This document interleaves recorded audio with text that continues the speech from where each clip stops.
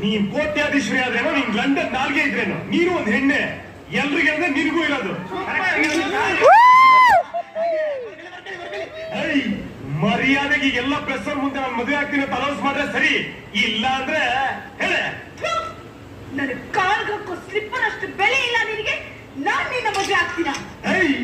ನೀನ್ ನಿಮ್ಮಪ್ಪನ ಮಗಳಾಗ್ತಾ ಇದ್ದಿದ್ರೆ ನಾನು ಹಾಕೋ ಹವಾ ಚಿಪ್ಪನ್ನು ವ್ಯಾಲ್ಯೂ ನಿಂಗೆ ಇರ್ತಿರ್ಲಿಲ್ಲ.